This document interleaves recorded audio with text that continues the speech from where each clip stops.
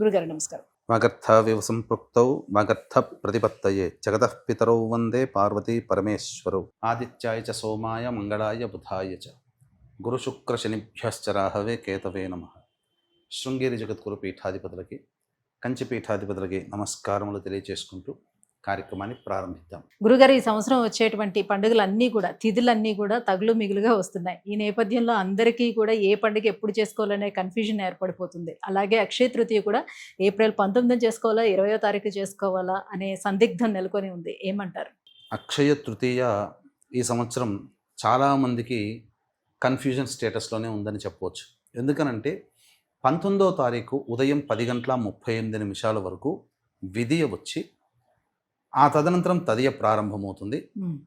దృక్ సిద్ధాంతం ప్రకారం అయితే 20వ తారీఖు ఉదయం 7:28 వరకు ఉంది.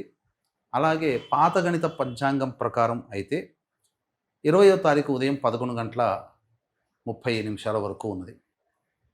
గమనించుకున్నట్లయితే చాలామందికి ఏంటనంటే ఈ కన్ఫ్యూజన్లో తెలియకుండా శాస్త్రం అనేటువంటిది పూర్తిగా విచారణ చేయకుండా వాళ్ళకి వాళ్ళే క్యాలెండర్ చూసి అనుకుంటున్నారు. క్యాలెండర్లలో తప్పు ప్రింట్ చేస్తున్నారమ్మా.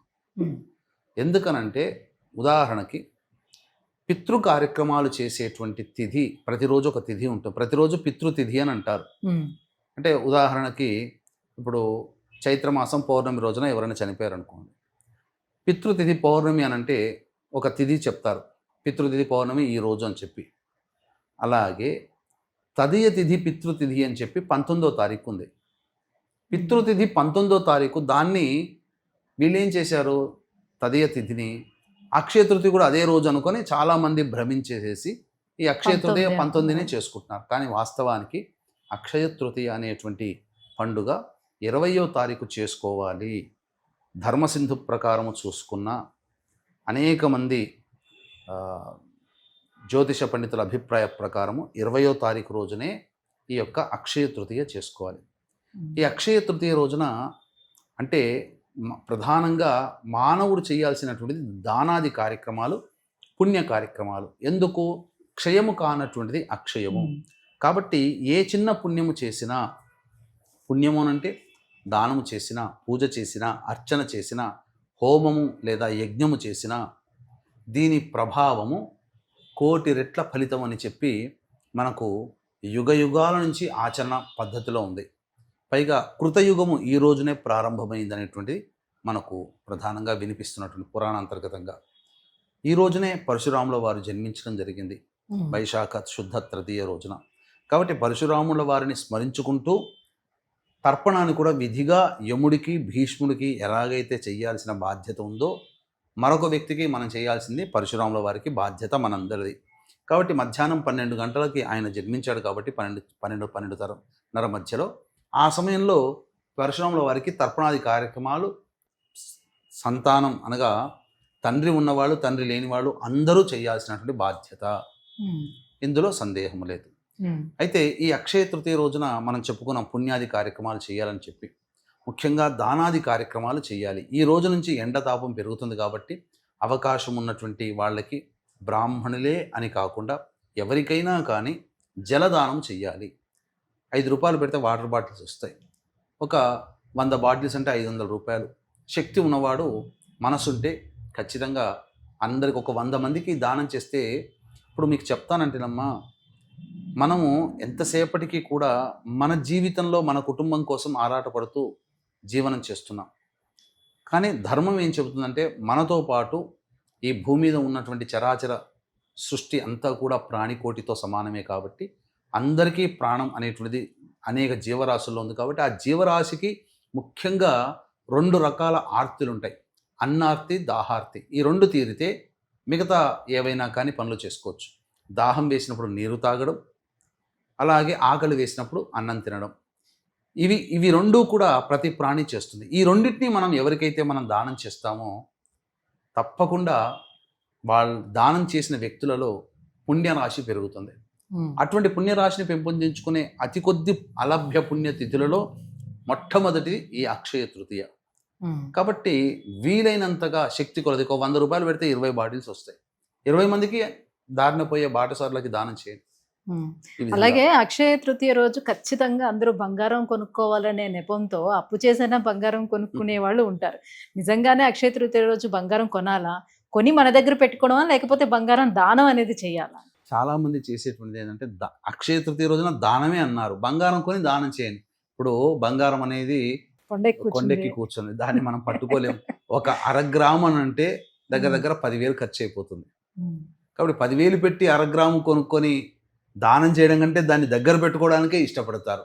ఉమ్. ఇది వ్యాపారులు వాళ్ళ బిజినెస్ కోసం బంగారం ధర తక్కువగా ఉన్నప్పుడు అమ్మకాలు చేయడం కోసం, జనాలకి బంగారాన్ని అమ్మడం కోసం ఇలాంటి వదంతి సృష్టించారు. కానీ ఏ పురాణంలో కానీ, ఏ శాస్త్రంలో కానీ, వేదంలో కానీ ఈ అక్షయ తృతీయ రోజున బంగారాన్ని కొని ఇంట్లో పెట్టుకోండి అంటే వాళ్ళు ఎలా ఆశ కల్పించారంటే, 1 గ్రాము పెట్టినా అది గుడ్లు పెట్టి వచ్చే అక్షయ తృతీయకి 1 కిలో బంగారంగా తయారవుతుంది అని చెప్పి. ఉమ్. కానీ వాస్తవానికి అలా లేదమ్మా. ఉమ్. బంగారం దానం చేయడం, కాంచనం కర్మ విమోచనం. బంగారాన్ని దానం చేస్తే సకల దోషాలు తొలగిపోతాయి, పూర్వజన్మలో చేసినటువంటి కర్మలన్నీ కూడాను తొలగిపోతాయి. అందుకనే బంగారం దానం తీసుకునే వాళ్ళు కూడా చాలామంది ఆలోచించి తీసుకుంటారు. బ్రాహ్మణులు అంత తొందరగా రారు. ఉమ్. డబ్బు మీద ఆశ ఉంటే కానీ, శాస్త్రం బంగారం గురించి తెలిసిన వాళ్ళు ఎవ్వరు కూడా బంగారాన్ని దానం తీసుకోరు. ఆ. ఇది ఎందుకనంటే వారి కర్మని మనం మొత్తం తీసుకుంటున్నాం. పోతుందమ్మా. బంగారం దానం చేస్తే కర్మ మొత్తం పోతుంది, ఉహుం. పూర్తిగా రిఫ్రెష్ అయిపోతాడు మనిషి. ఇక ఈ రోజున చక్కగా కార్యక్రమాలు చేసుకో. అందుకని దీన్ని దృష్టిలో పెట్టుకుని అందరూ కూడా దానాలు చేస్తారు, కానీ పూజ చేసే అవకాశం కొద్ది మందికే ఉంటుంది. కాబట్టి ఈ రోజున అక్షయమైనటువంటి పుణ్య ఫలితం దక్కాలనే సదుద్దేశంతో 20వ తారీఖు రోజున సాయంకాలం 6 గంటలకి మన పీఠం ఆధ్వర్యంలో ఈ సంబంధించినటువంటి నవగ్రహాల యొక్క అనుగ్రహం కోసం నవగ్రహ పాశుపత హోమం, సుదర్శన హోమం, రుద్రహోమం, మృత్యుంజయ హోమం, లక్ష్మీ మూలమంత్ర సంపుటిత లక్ష్మీ సూక్త హోమాలు జరిపించి శక్తిపాతం చేసినటువంటి కరుంగలి మాల ఇవ్వడం జరుగుతుంది. ఉచితంగా మాల ఇవ్వడం జరుగుతుంది. అవకాశం ఉన్నటువంటి వాళ్ళు ఈ యొక్క కార్యక్రమంలో 20వ తారీఖు మధ్యాహ్నం 3 గంటల లోపల గోత్రనామాదులు నమోదు చేసుకోవచ్చు. ఇక ఈ రోజున దానాది కార్యక్రమాలు ఏ సమయంలో చేయాలి గమనించుకున్నట్లయితే, తదియ మనకు 11 గంటలకి 11:30 ఆ సమయానికి 11:40కో ఎంతో వెళ్ళిపోతుంది. కాబట్టి 11 to 12 శుక్రహోర, మిథున లగ్నం ఉంటుంది. లగ్నంలో గురువు ఉంటాడు. పైగా ఆ రోజు సోమవారం అయింది, రోహిణీ నక్షత్రంతో ఉన్నటువంటిది. హోరాధిపతి అయినటువంటి శుక్రుడితో చంద్రుడు కలిసి 12వ ఇంట ఉంటాడు. చాలా అద్భుతమైన సమయం. దానాది కార్యక్రమాలు కనుక చేయాలని అనుకున్నప్పుడు ఖచ్చితంగా 11 నుంచి 11:40 లోపల దానాది కార్యక్రమాలు చేసుకుంటే చాలా మంచిది. ఈ సమయంలోనే 11 to 11:40 మధ్యకాలంలో గళ్ళ ఉప్పు, పసుపు, అలాగే గోమతి చక్రాలు, అలాగే నక్షత్ర గవ్వలు, ఇవి లక్ష్మీప్రదం అని అంటారు. లక్ష్మీ శంఖం అని కూడా దొరుకుతుంది, మోతీ శంఖం అని.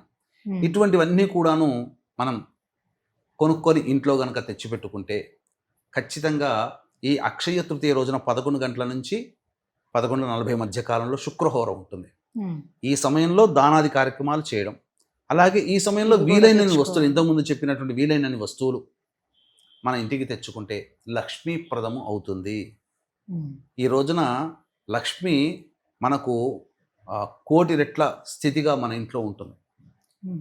అంటే లక్ష్మి అంటే డబ్బనే కాదమ్మా, సంతోషము, ప్రేమ, ఆప్యాయతలు, దాంపత్య సౌఖ్యము, దంపతుల మధ్య విభేదాలు తొలగిపోతే ఆనందము, సంతోషంతో కూడుకున్న జీవితం 1,00,00,000 రెట్లుగా మన జీవితంలో ఉంటుంది. దీంట్లో ధనము కూడా ఒకటి కాబట్టి డబ్బు వస్తుంది. కానీ ఈ రోజుల్లో లక్ష్మి అంటే డబ్బు, డబ్బు అంటే లక్ష్మిగా తయారైపోయింది.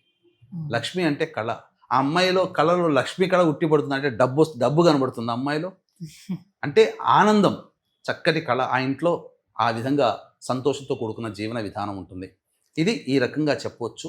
అన్నిటికంటే ముఖ్యంగా ఈ రోజున సాయంకాలానికి ప్రధానంగా దేవాలయానికి చేరుకొని, విష్ణు ఆలయానికైనా, అమ్మవారి ఆలయానికైనా, లేదా శివాలయానికైనా కానీ చేరుకొని 6 గంటలకల్లా చేరుకోవాలి. 6 గంటలకి సూర్యాస్తమయం అయిపోతుంది. చేరుకొని నవగ్రహాల చుట్టూ ఉంటే శివాయ నమః అంటూ 27 ప్రదక్షిణలు, అలాగే రావి చెట్టు చుట్టూ ప్రదక్షిణలు చేసి, ఇష్టదేవత ఆలయానికి ఎవరికి ఇష్టం ఉంటే వాళ్ళు వెళ్ళి ఆ దేవుణ్ణి దర్శించుకొని అర్చనాది కార్యక్రమాలు చేసుకొని 6:50 వస్తే ఆకాశం చీకటి పడి వెలుతురు తగ్గి చీకటి వస్తూ మధ్యలో చంద్రుడు వస్తాడు. ఆ చంద్రుని చూసి ఈశ్వరుడు ఇష్టమన్నాడు అనుకోండి, ఏంటి ఉమాశంకరాయ నమః లేదా సాంబ సదాశివాయ నమః అంటూ 27 సార్లు కానీ 54 సార్లు కానీ 108 సార్లు కానీ ఆ యొక్క చంద్రుడిని చూస్తూ చేయాలి. అమ్మవారైతే ఓం ఐం హ్రీం శ్రీం శ్రీమాత్రే నమః, విష్ణువైతే ఓం నారాయణాయ నమః, ఇలా 27, 54, 108 సార్లు ఆ చంద్రుడిని చూస్తూ కనుక చేస్తే ఆ రోజున అనగా 19వ తారీఖు రోజున చేయాలి. ఇది 20 కాదు, 20 కాదు. ఎందుకంటే 19వ తారీఖు సాయంకాలం తదియ ఉంది కదా, ఆ ఇది సమయంలో మళ్ళీ చంద్రుడు మధ్యాహ్నానికి అయిపోతుంది కాబట్టి 19వ తారీఖు రోజున చంద్రుని ఆకాశంలో చూడాలి. చూస్తే కనుక అరుణాచలేశ్వరుని క్షేత్రంలో అపిత కుచాంబా సమేతుడైనటువంటి అరుణాచలేశ్వరునికి ఈ రోజున కళ్యాణం జరుగుతుంది. ఆ కళ్యాణాన్ని దగ్గరుండి వీక్షించిన పుణ్య ఫలితం మన ఖాతాలో పడుతుంది. ఇది సాక్షాత్తు అరుణాచలేశ్వరుని యొక్క వైభవంలోనే మనకు చెప్పడం జరిగింది. కాబట్టి వీక్షించేటువంటి ప్రేక్షకులు ఈ అవకాశాన్ని ఎవ్వరూ మిస్ చేసుకోకండి. ఆ రోజున చంద్రుడు ఎలా ఉంటాడో తెలుసా అమ్మ? ఈశ్వరుడి సిగలో, అమ్మవారి సిగలో చంద్రుడు ఎలా నెలవంక ఆకారం, ప్రతి చిత్రపటంలో నెలవంక ఆకారం ఒకటి ఉంటుంది. ఎలాగ కనబడుతుందో ఆకాశంలో అలా కనబడుతుంది. రోహిణీ నక్షత్రం పక్కనే ఉంటాడు చంద్రుడు. కాబట్టి ఆ విధంగా దర్శనం చేసుకోవడం చాలా పుణ్యం. మళ్ళీ చెప్తున్నానమ్మా, వైశాఖ తదియ, శుక్ల తదియ, సోమవారము కానీ బుధవారం కానీ అయ్యుండి అందున రోహిణీ నక్షత్రం గనక వస్తే ఇటువంటి రోజు దుర్లభము అని మనకు శాస్త్రంలో చెప్పబడి ఉంది. అందున మనకు ఇవన్నీ సాటిస్ఫై అయ్యాయి. సోమవారం, అక్షయ తృతీయ, రోహిణీ నక్షత్రం. ఇంతకన్నా కావాల్సిన పుణ్యతిథి 20వ తారీఖు ఉంది. కాబట్టి 20వ తారీఖు రోజున పితృదేవతల్ని ఉద్దేశించి ఎవరైతే తర్పణాది కార్యక్రమాలు చేస్తారో పితృదేవతలు సంతోషిస్తారు. దానాది కార్యక్రమాలు చేయమన్నారు. అలాగే పితృదేవతలకు కూడా తర్పణాది కార్యక్రమాలు చేస్తే పితృదేవతలు చాలా సంతోషించి అడగకుండానే అన్నీ మనల్ని చూసుకుంటారు. తండ్రి ఏదైతే ఒక సంపాదనకు వచ్చేంత వరకు కొడుకులకి బిడ్డలకి అన్నీ ఎలా అయితే అవసరాల్ని తీర్చాడో అలా మనం బ్రతికున్నంత వరకు మన పితృదేవతలు మనకు కావలసినవన్నీ కూడా సకాలంలో మనకు అందిస్తూ ఉంటారు. ఇటువంటి పుణ్య కార్యాలు చేయడం వల్ల, ముఖ్యంగా పితృ కార్యక్రమాలు చేయడం వల్ల. కాబట్టి ఈ రోజున అవకాశం ఉంటే ఒక కుండ కొనుక్కొని వచ్చి చక్కగా ఇంటి ముందర పెట్టి ప్రతిరోజు కూడా ఆ కుండలో మంచినీళ్ళు పెడితే వచ్చిపోయే దారిలో ఉండేటువంటి బాటసారులు ఎవరైనా కానీ వాళ్ళకి దాహం వేస్తే ఇటు అటు చూస్తారమ్మా. చూసి ఎక్కడ నీళ్ళు దొరుకుతుందో చూస్తారు. లేకపోతే ఎవరింటికైనా వెళ్ళి మంచినీళ్ళు అడుగుతారు. వాళ్ళకి అటువంటిది కాకుండా కనబడగానే మనసు పరితపిస్తుంది, దేనికోసం ఆరాటపడుతుందో అది కనబడగానే తీసుకొని సంతోషపడతారు కదా. ఆ తాగిన తర్వాత ఈ ఇంట్లో ఉన్న వాళ్ళు చల్లగా ఉండుగాక అని చెప్పి సంతోషంగా ఒక ఆశీర్వచనం ఇస్తాడు. చాలు. బయట పక్షులకు కూడా పెడుతూ ఉంటారు చాలా. అందుకనే జీవరాశిలో పక్షులు కూడా ప్రాణం ఉన్నదే కదా. అందుకనే చాలా మంది గింజలు పెడుతుంటారు, నీళ్లు దానం చేస్తుంటారు. పక్షులు కూడా నీరు ఇవ్వవచ్చునమ్మా. పక్షులు కూడా ఎండవేడిని తట్టుకోలేవు. కాబట్టి ఆ విధంగానైనా చేయవచ్చు. ఇలా అక్షయ తృతీయని ఎవరైతే ఇలా సుసంపన్నం చేసుకుంటారో వాళ్ళకి తప్పకుండా దైవానుగ్రహం కలిగి చక్కటి స్థితి కలుగుతుందమ్మా. అందులో ఏమాత్రం సందేహం లేదు. అలాగే ఈ అక్షయ తృతీయ రోజున మన పీఠమాధురంలో జరిగే సర్వదోష నివారణ పూజల హోమాల్లో గోత్రనామాదులు 20వ తారీఖు సాయంకాలం 6 గంటల లోపల నమోదు చేసుకోవడం ద్వారా వాళ్ళకి కూడా దైవానుగ్రహం అనంతంగా కలుగుతుందని చెప్పవచ్చు. ఈ కార్యక్రమంలో నమోదు చేసుకున్నటువంటి వాళ్ళకి శక్తిపాతం చేసినటువంటి కరుంగలి మాల ఉచితంగా ఇవ్వడం జరుగుతుంది. గురుగారు, అక్షయ తృతీయ యొక్క విశిష్టతను గురించి, అలాగే అక్షయ తృతీయ ఏ రోజున మనం జరుపుకోవాలి అండ్ పార్వతీ పరమేశ్వరుల యొక్క అనుగ్రహం పొందటానికి ఆ రోజు చేయవలసినటువంటి కార్యక్రమాల గురించి తెలియజేసినందుకు ధన్యవాదాలండి. సర్వం శ్రీ ఉమామహేశ్వర పరబ్రహ్మార్పణమస్తు.